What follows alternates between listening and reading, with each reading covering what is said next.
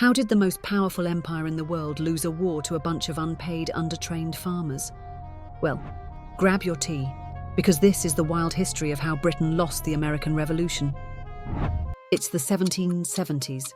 Britain controls 13 American colonies, collecting taxes and making rules from across the ocean. The Americans, not thrilled about this. They're paying taxes but have no say in British politics, and when King George III decides to tax their tea, well, that's the last straw. So the Americans start protesting, boycotting, and eventually fighting back.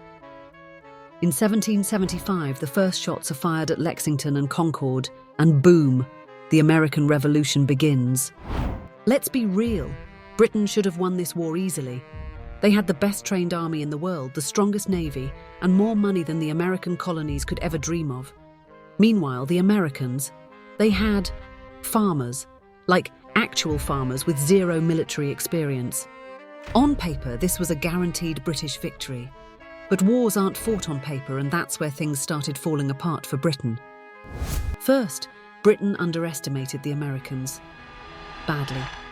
They thought the rebellion would collapse quickly, but the Americans were tough, angry, and knew the land better than anyone. While the British fought in fancy red uniforms, the Americans hid in trees, used hit-and-run tactics, and refused to play fair. Second, the British had supply issues. Fighting a war across the ocean meant months-long delays for reinforcements, food, and supplies. Meanwhile, American troops, they just grabbed what they needed from nearby towns. And finally, France happened.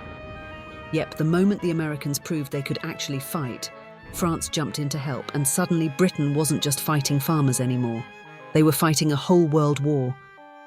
By 1781, Britain was exhausted, broke, and surrounded. The final blow came at Yorktown, where the American and French forces trapped the British army, forcing them to surrender.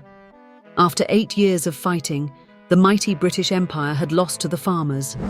2 years later, Britain signed the Treaty of Paris, officially recognizing American independence. The world was shocked.